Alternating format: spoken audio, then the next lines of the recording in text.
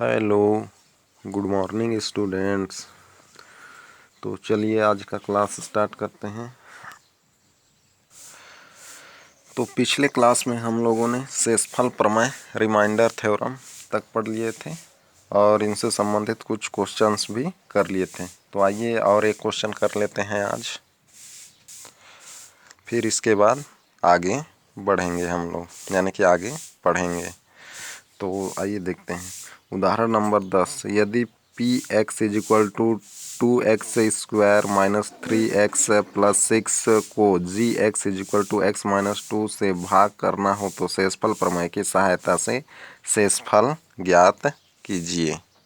तो ऐसा क्वेश्चन तो हम लोगों ने कर लिए थे, यानी कर लिया था। तो यहाँ शेषफल प्रमेय की सहायता से शेषफल ज्ञात करना है तो x के जगह पर क्या रखेंगे, 2 रखेंगे, क्योंकि x minus 2 is equal to 0 रखेंगे तो x इज इक्वल टू क्या मिलेगा, 2 मिलेगा प्लस 2। तो x का वैल्यू 2 रख देंगे किसमें, px में, तो हम लोगों को शेषफल मिल जाएगा। तो आइए देखते हैं। तो उदाहरण नंबर 10 यहाँ पर px यानी कि भाज्य जो है px 2x² minus 3x plus 6 तथा भाजक gx is equal to x minus 2 है। तब शेषफल प्रमेय से, क्योंकि हम लोग को शेषफल प्रमेय से शेषफल ज्ञात करना है, तब शेषफल प्रमेय से तो शेषफल प्रमेय क्या होता है, तो यहाँ पर रख देंगे, क्या रखेंगे, x का वैल्यू 2 रखाएगा और 2 कहाँ से आएगा, यहाँ से। ये तो शेषफल को किससे प्रदर्शित करते हैं, r से। तो r इज इक्वल टू क्या हो जाएगा, p2 हो जाएगा, यानी कि यहाँ x minus 2 is equal to 0 से आएगा x इज इक्वल टू 2। तो ये है 2, तो px में 2 रख देंगे, यानी कि इसमें x के जगह, तो हो जाएगा, इसमें रख रहे हैं ये 2 का 2, फिर 2 का स्क्वायर माइनस 3 ब्रैकेट में 2 प्लस 6, इसको सरल कर देंगे। 2 का 2 का स्क्वायर कितना आएगा, 4 माइनस 3 मल्टीप्लाई 2 प्लस 6, मल्टीप्लाई कर देंगे तो कितना आ जाएगा, 2 4 जा 8, यहाँ माइनस का 6 और ये प्लस का 6, तो ये कट जाएगा तो क्या बचेगा, 8। तो शेषफल क्या मिल गया हम लोग को, 8। तो ये हो जाएगा आंसर। तो इस तरीके से बनाना है शेषफल प्रमेय से, तो बन जाएगा।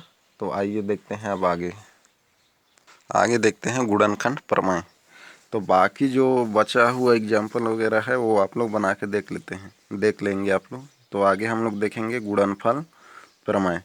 तो आइए देखते हैं क्या है गुणनफल प्रमेय।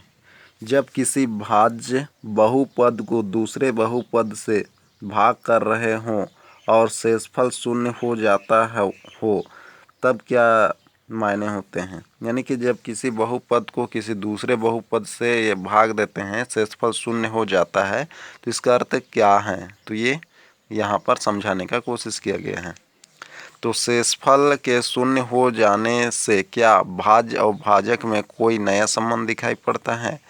तो शेषफल के शून्य हो जाने पर भाज्य और भाजक के संबंध हम पहले अंकगणित एवं उदाहरण से समझने का प्रयास करेंगे, फिर बहुपदों के इस संबंध को पता करेंगे। तो गुणनखंड प्रमेय को हम लोग पहले क्या अंकगणित में समझने का प्रयास करेंगे, इसके बाद में बहुपद में देखेंगे। तो आइए देखते हैं, जैसे 25 भाज्य को 5 भाजक के रूप में लेकर देखते हैं क्या भागफल और शेषफल क्या होंगे। यानी कि संख्या ले रहे हैं हम लोग, भाज्य जो है 25 और भाजक 5, तब क्या होगा आइए देखते हैं। तो भाग देंगे 25 को 5 से, तो ये भाज्य है, ये भाजक है, और इधर जो आएगा भागफल, नीचे शेषफल। तो 5 से 5 5 जो 25, तो ये 25 माइनस कर दिए 25 में तो 0, तो भागफल कितना मिला 5, शेषफल 0 मिला। तो चूंकि भाज्य इज इक्वल टू भाजक मल्टीप्लाई भागफल प्लस शेषफल, तो यहाँ पर भाज्य कितना है 25 है, भाजक कितना है 5 है, तो ये रख दिए भाज्य भाजक, और भागफल कितना है 5, तो ये रख दिए मल्टीप्लाई और शेषफल प्लस 0, ये हो गया। लेफ्ट का तो जैसे है वैसे ही रहेगा, और राइट में क्या कर दी, ये 5 5 जो 25, तो दोनों साइड बराबर हो जाएगा। तो इस संबंध को देखकर कह सकते हैं कि भाजक 5 भाज्य का एक गुणनखंड है। तो ये गुणनखंड है कब, जब शेषफल 0 होता है। तो यहाँ शेषफल 0 है तो क्या है, गुणनखंड कितना मिला है 5 5 मिला है, यानी कि तो ये दोनों 5 5 जो है क्या है 25 से डिवाइड, 25 को डिवाइड कर देगा, यानी कि एक गुणनखंड है उसका। तो आइए देखते हैं अब एग्जाम्पल की सहायता से इस प्रमेय को बहुपद में। क्या बहुपदों के भाग में भी इस प्रकार के संबंध दिखाई पड़ते हैं? आइए इन संबंधों को निम्नलिखित उदाहरण से देखते हैं। तो आइए देखते हैं उदाहरण नंबर 12। यदि बहुपद x² - 16 को बहुपद x - 4 से भाग दिया जाए तो भागफल और शेषफल क्या होंगे? तो आइए भाग देते हैं। तो यहाँ पर भाज्य कौन है, ये है, और भाजक ये है। तो ये इस तरीके से विभाजन रेखा बना लेना है। यहाँ x का पद नहीं है, x² के बाद सीधे अंक आ गया है, तो उसको हम लोग 0x ऐसा लिख सकते हैं। तो अब यहाँ भाग देने का प्रक्रिया तो पता ही है, जैसे हम लोग पहले भाग देते थे ठीक उसी तरीके से भाग देना है यहाँ पर भी। तो इसमें किसका मल्टीप्लाई करेंगे कि पहला पद x² है प्लस में, तो x² है, किसका करेंगे x का करेंगे, तो ये लिख दिए उसको यहाँ पर, x से ये हो जाएगा, तो यहाँ करेंगे तो x² - 4x ये हो गया, माइनस कर देंगे तो ये तो कैंसिल हो जाएगा, और ये नीचे वाला क्या हो जाता है प्लस हो जाता है, तो ये 4x आ गया, और ये 16 फिर किससे कर दिए प्लस 4 से करेंगे, क्योंकि 4x चाहिए हम लोग को। तो इसमें ऐसा किसका मल्टीप्लाई करें कि पहला पद यहाँ 4x है, तो किसका करेंगे +4 का, तो ये +4 उसको यहाँ लिख दिए भागफल के तरफ, और यहाँ से मल्टीप्लाई कर देंगे तो ये आ जाएगा। तो शेषफल कितना आ गया 0। तो जैसे हम लोग पहले भाग देते थे ठीक उसी तरीके से भाग किए हैं यहाँ पर। तो यहाँ शेषफल कितना आ गया 0। तो यहाँ स्पष्टता भागफल x + 4 और शेषफल 0 है। अब इसे निम्नलिखित रूप में लिख सकते हैं, तो वही फॉर्मूला लगा देंगे। तो ये फॉर्मूला याद रखेंगे आप लोग, भाज्य = भाजक मल्टीप्लाई भागफल प्लस शेषफल। तो हाँ भाज्य क्या था x² - 16 था, भाजक x - 4 और भागफल x + 4 है और शेषफल 0। तो उपरोक्त उदाहरण से हम देख सकते हैं कि x - 4 व x + 4 का गुणनफल x² - 16 आ रहा है। तो इसका अर्थ है, यानी कि इन दोनों को मल्टीप्लाई करेंगे तो इतना आएगा। तो इसका अर्थ यह है कि भाजक x - 4 x² - 16 के एक गुणनखंड है, लेकिन ऐसा तभी कह सकते हैं जब शेषफल 0 हो। यानी कि भाजक जो है भाज्य का गुणनखंड कब होता है, जब शेषफल 0 होता है। तो इसको याद रखेंगे ये वाला पॉइंट को आप लोग। तो आइए देखते हैं अब आगे। तो गुणनखंड प्रमेय की उपपत्ति। तो गुणनखंड प्रमेय की उपपत्ति आइए देखते हैं। तो यही कथन प्रमेय के रूप में निम्नलिखित ढंग से लिखा जा सकता है। अब इसे हम प्रमेय के रूप में लिखकर सिद्ध करेंगे। तो आइए देखते हैं। यदि x = a बहुपद f(x) का एक ऐसा शून्यक है जिसके लिए शेषफल fa = 0। तो क्या बोल रहा है, यदि x = a बहुपद f(x) का एक ऐसा शून्यक है, यानी कि उसको x का वैल्यू a रखेंगे तो f(x) का 0 के बराबर प्राप्त होगा। तो जिसके लिए शेषफल fa = 0 मिले, तो ये बोल रहा है। तब x - a x = a रख रहे हैं, तो x का वैल्यू, तो इसको हम लोग क्या लिख सकते हैं x - a लिख सकते हैं। तो f(x) का एक गुणनखंड होता है। अथवा यदि f(x) को x - a से भाग देने पर शेषफल fa = 0 हो, तब x - a f(x) का एक गुणनखंड होता है। अर्थात जब भाज्य को पूरा भाग दे दे और शेषफल 0 मिले, तो भाजक जो है भाज्य का गुणनखंड होता है। तो ये बोलने का अर्थ है यहाँ। तो उपपत्ति आइए देखते हैं। भाज्य, भाजक, भागफल और शेषफल में के संबंध को निम्नलिखित रूप में व्यक्त कर सकते हैं। एफ एक्स क्या है हम लोग का? भाज्य है। जी एक्स भाजक है। क्यू एक्स जो है भागफल है और आर एक्स जो है शेषफल है। तो शेषफल प्रमेय से हमें मालूम होता है कि एफ एक्स को एक्स माइनस ए से भाग दिया जा रहा है। किससे भाग दिया जा रहा है? एक्स माइनस ए से भाग दिया जा रहा है। तब शेषफल क्या मिलेगा? एफ ए मिलेगा। अब ए कहाँ से? यहाँ से मिला है ना, ये इसको जीरो के बराबर रखेंगे तो ये, तो शेषफल प्रमेय इससे पहले पढ़े हैं हम लोग कि एक्स इक्वल टू क्या रखेंगे? ए, तो क्या मिलेगा? एफ ए मिलेगा शेषफल, तो उसी को यहाँ लिखा गया है। तो भाज्य इज इक्वल टू भाजक मल्टीप्लाई भागफल प्लस शेषफल। तो यहाँ अर्थात F x is equal to x minus A into Q X plus F A. तो अब यदि शेषफल F A is equal to zero हो, तब यहाँ पर बोल दिए जीरो है, तो तब भाज्य भाजक का गुणनफल कब होता है? जब शेषफल जीरो होता है। तब f x is equal to x minus A into Q x, तो ये भाजक है और ये, तो शेषफल क्या है? जीरो। तो आर की जगह क्या रख जाएगा? आर एक्स की जगह जीरो रखा जाएगा। तो स्पष्टता एक्स ए एफ एक्स का एक गुणनखंड हुआ। तो बस यहाँ पर आप लोगों को ये याद रखना है कि जब जब किसी बहुपद को भाज्य यानी कि किसी बहुपद को किसी दूसरे बहुपद से भाग देते हैं तो शेषफल यदि जीरो मिलता है तो भाज्य का एक गुणनखंड होता है, या शेषफल जीरो मिलेगा तो भाजक जो है भाज्य का गुणनखंड होगा। तो ये वाला पॉइंट याद रखेंगे आप लोग। तो आइए देखते हैं अब आगे। तो ये ठीक उसका विलोम है।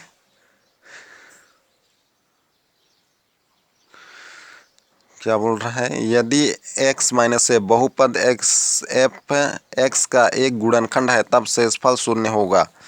तो बहुपद x माइनस ए का गुणनखंड है तब शेषफल क्या होगा? शून्य होगा। इससे पहले हम लोग क्या पढ़े थे? जब x माइनस ए एफ एक्स को पूरी तरीके से भाग दे दे तो क्या होता है? शेषफल शून्य होता है। किसी बहुपद से, जैसे इससे हम लोग इससे पहले भाग दिए थे एफ एक्स को तो शेषफल शून्य मिला था। जब शेषफल शून्य मिलता है किसी बहुपद को भाग देने से तो भाजक जो है भाज्य का एक गुणनखंड होता है। अब यहाँ क्या बोला गया है? यदि x माइनस ए बहुपद का एक गुणनखंड है, यदि गुणनखंड है तब क्या होगा? शेषफल शून्य होता है, ये बोल रहा है। गुणनखंड है तब की स्थिति में शेषफल क्या मिलता है? शून्य होता है। और इससे पहले जो पढ़े थे उसमें यदि शेषफल शून्य होता है तो भाजक जो है भाज्य का गुणनखंड होता है। तो चूंकि आइए देखते हैं उपपत्ति। चूंकि यहाँ x माइनस ए बहुपद एफ एक्स का एक गुणनखंड है, बोल दिया गया है गुणनखंड है, तो गुणनखंड है तो x is equal to a f x का एक क्या होगा? शून्यक होगा। यानी कि इसका वैल्यू रखेंगे इसके बराबर तो क्या होगा? शून्य मिलेगा। शून्य के बराबर रखेंगे तो f x is equal to x minus a q x में, तो x इज इक्वल टू यानी कि शेषफल यहाँ पर जीरो होगा क्योंकि गुणनखंड है बोला है, तो शेषफल शून्य होगा। तो x is equal to A रखने पर तो F A is equal to A, जहाँ जहाँ x है वहाँ a रखेंगे तो a minus A into Q A, तो यहाँ माइनस कर देंगे तो जीरो। अब जीरो का मल्टीप्लाई क्यू ए से तो क्या मिल गया? जीरो हो जाएगा। तो स्पष्टता एक्स ए बहुपद एफ एक्स का गुणनखंड हो तब शेषफल शून्य होता है। तो यहाँ दो पॉइंट आप लोगों को याद रखना है। जब भाजक जो है भाज्य को पूरी तरीके से भाग दे दे अर्थात शेषफल शून्य मिले तो भाजक भाज्य का एक गुणनखंड होता है। तो ये एक पॉइंट। और दूसरा जो है यदि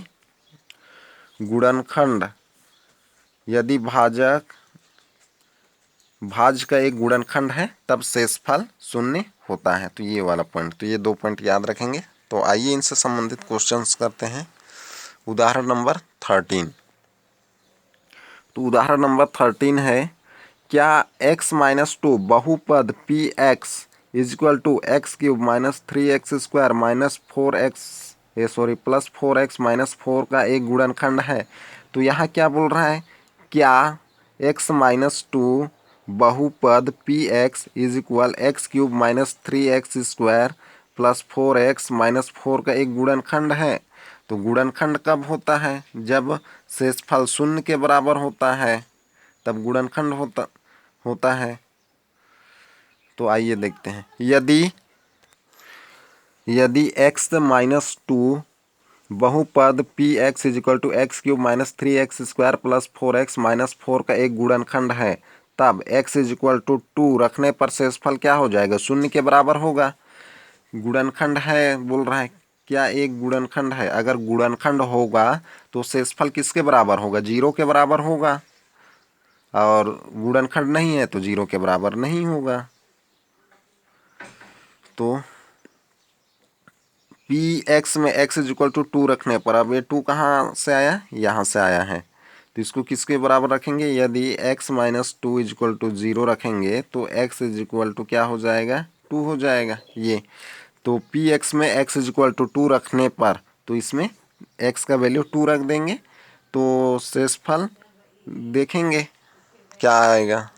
यदि शेषफल 0 आता है तो शून्य, यदि शेषफल 0 आएगा तो गुणनखंड है, और 0 नहीं आएगा तो नहीं होगा। तो ये शेषफल प्रमेय से ज्ञात करेंगे। तो पी एक्स में x इज इक्वल टू 2 रखेंगे, तो इसमें रख देते हैं।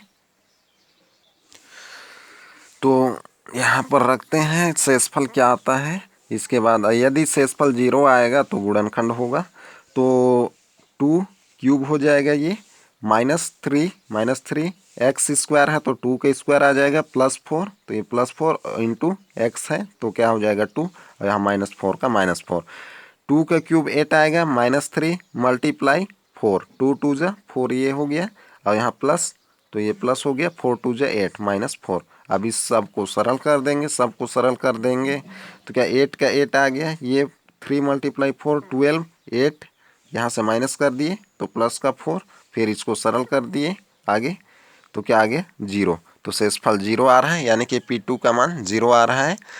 तो स्पष्टतः P2 इज इक्वल टू 0 आता है, x minus to P x का एक गुणनखंड है।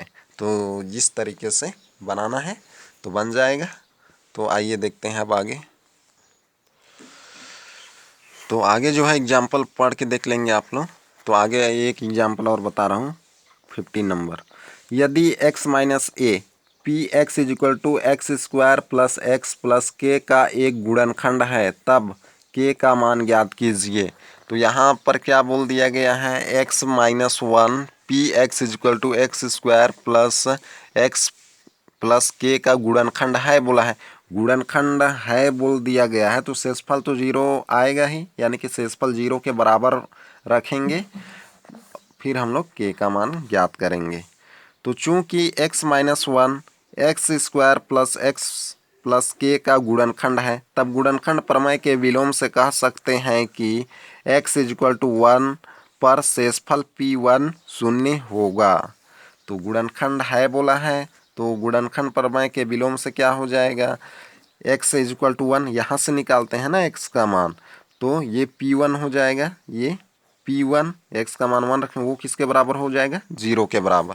तो P1 को किसके बराबर रखेंगे, 0 के बराबर रखेंगे, क्योंकि यहाँ गुणनखंड है बोला है। यदि शेषफल क्या गुणनखंड है बोलता तो वहाँ हम लोग शेषफल निकाल के देखते, अगर शेषफल 0 आता तो गुणनखंड है, अन्यथा नहीं है। लेकिन यहाँ गुणनखंड है बोला है तो शेषफल तो 0 के बराबर होगा ही। तो ये हम लोग गुणनखंड प्रमेय के विलोम में पढ़े थे।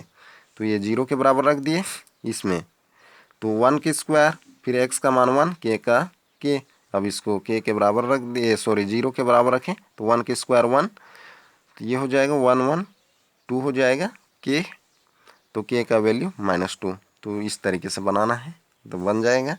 तो आइए अब देखते हैं प्रश्नावली। तो प्रश्नावली 2, यदि P x x cube plus 3x square minus 5x plus 8 को निम्नलिखित से भाग करें तो शेषफल प्रमेय की मदद से शेषफल ज्ञात कीजिए। तो शेषफल प्रमेय की सहायता से क्या ज्ञात करना है? शेषफल ज्ञात करना है। तो ऐसा क्वेश्चन तो हम लोगों ने बना लिया है, तो बना के देखेंगे। एक क्वेश्चन मैं यहाँ से आप लोगों को बताता हूँ, क्वेश्चन नंबर 2 को। 1 तो बना लेंगे, बाकी भी बना लेंगे आप लोग, तो बना के देख लेंगे। तो हम लोग देखते हैं 2 नंबर को। तो प्रश्न वाले 2 का हल नंबर 2, तो यहाँ दिया है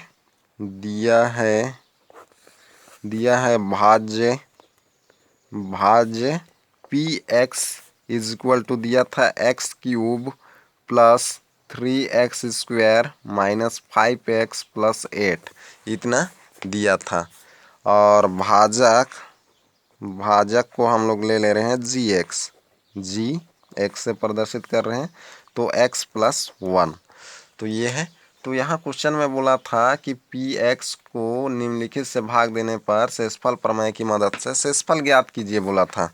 तो शेषफल प्रमेय की सहायता से ज्ञात करना है, तब क्या लेते हैं तब क्या करते हैं हम लोग, तब इसको क्या किसके बराबर रखते हैं? 0 के बराबर। फिर x का वैल्यू यहाँ से फाइंड करते हैं, किससे? जी से। और जो x का वैल्यू मिलता है उसको पी एक्स में रख देते हैं, और जो मिलता है वही शेषफल होता है। तो x plus 1 is equal to 0 के बराबर रख रहे हैं, तो x इज इक्वल टू क्या मिलेगा? -1। तो अब शेषफल प्रमेय की सहायता से शेषफल प्रमेय से तो शेषफल प्रमेय से शेषफल क्या हो जाएगा? शेषफल प्रमेय से शेषफल r इज इक्वल टू हो जाएगा p-1। तो ऐसे ही निकालते थे। तो यानी कि इस p में जहाँ जहाँ x है वहाँ क्या रखेंगे? 1 रखेंगे, तो यहाँ रखेंगे तो p-1 ये हो जाएगा। और राइट साइड में भी रख देंगे, तो हो जाएगा इज इक्वल टू -1 का क्यूब प्लस 3 -1 का स्क्वायर माइनस 5 -1 ब्रैकेट में प्लस 8, ये हो गया। अब इसको सरल कर देंगे। जब -1 में विषम घात लगता है तो माइनस आता है, तो यहाँ -1, और यहाँ सम है यानी कि 2 पावर लगा है, तो यहाँ क्या आ जाएगा? +3 आ जाएगा, और यहाँ 1 आएगा, इसका मल्टीप्लाई 3 से तो 3 आ जाएगा। यहाँ माइनस माइनस प्लस, तो 5 का मल्टीप्लाई 1 से तो क्या आएगा? प्लस का 5, और यहाँ प्लस का 8। अब इस पूरे को सरल कर देंगे तो ये -1 इधर का प्लस कर देंगे तो कितना आ जाएगा? प्लस का 16, और यहाँ आ जाएगा 15। तो ये हो जाएगा आंसर। तो इस तरीके से याद करना है, तो बन जाएगा। तो आइए देखते हैं अब आगे। तो आगे भी उसी तरीके से बनाएंगे आप लोग। तो फिर से एक बार बता रहा हूँ, जैसे यदि पी एक्स ये है, वो निम्न से भाग करने पर शेषफल प्रमेय की मदद से शेषफल ज्ञात कीजिए। तो शेषफल प्रमेय की सहायता से शेषफल ज्ञात करना है, तो क्या करते हैं? सबसे पहले तो आप लोगों को पी एक्स और जी एक्स भाजक को लिख लेना है। फिर इसके बाद क्या करना है? भाजक की सहायता से x का वैल्यू निकाल लेना है, उसको यानी कि भाजक जो है उसको 0 के बराबर लेना है। ये सब क्या है? भाजक है। इसको 0 के बराबर रखेंगे, फिर x का वैल्यू निकालेंगे, फिर जो x का वैल्यू आ जाएगा उसको पी एक्स में रख देंगे, तो वही शेषफल होगा। तो बन जाएगा। तो आगे देखते हैं क्वेश्चन नंबर 2। निम्नलिखित में जांच कीजिए कि क्या जी एक्स पी एक्स का एक गुणनखंड है। जी एक्स पी एक्स का गुणनखंड कब होता है? जब शेषफल 0 होता है। तो ऐसा क्वेश्चन भी हम लोगों ने कर लिया है। तो आइए फिर से यहाँ से देख लेते हैं। तो यहाँ जी एक्स पी एक्स का गुणनखंड है या नहीं बोला था, तो यहाँ पर p x is equal to क्या दिया था? P x is equal to x cube -4x square plus x plus 6, ये है। और जी एक्स का वैल्यू दिया गया है x-3, यही दिया गया था। तो जी एक्स पी एक्स का गुणनखंड है या नहीं, तो इसको पता करने के लिए क्या करना पड़ता है? सबसे पहले तो जी एक्स की सहायता से x का वैल्यू निकालेंगे, फिर उसका वैल्यू पी एक्स में रखेंगे। यदि x का वैल्यू यहाँ से जो भी प्राप्त होगा उसको इसमें रखने पर यदि शेषफल इसका मान क्या होगा? 0 मिलेगा तो गुणनखंड है, और 0 नहीं मिलेगा तो गुणनखंड नहीं है। तब यहाँ से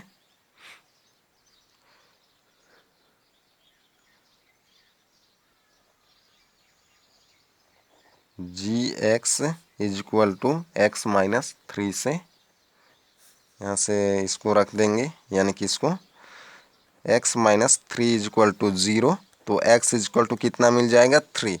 तो अब यहाँ से रखेंगे, तो अतः p x is equal to x cube minus 4x square plus x plus 6 में x इज इक्वल टू 3 रखने पर तो रखते हैं, तो यहाँ हो जाएगा P3 हो जाएगा।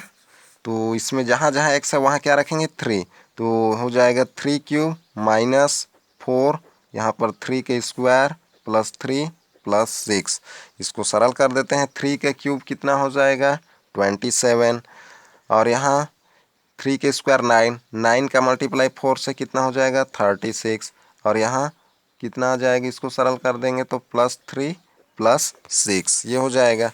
अब इन सब को सरल करेंगे तो क्या हो जाएगा 36 प्लस प्लस वाले को एक साथ, इसको और इसको, तो 36 और ये माइनस का 36 इज इक्वल टू 0, ये हो गया। तो यहाँ देख पा रहे होंगे कि पी एक्स का मान क्या आ गया 0, कब x इज इक्वल टू 3 रखने पर। तो अतः जी एक्स पी एक्स का क्या है, एक गुणनखंड है। तो अतः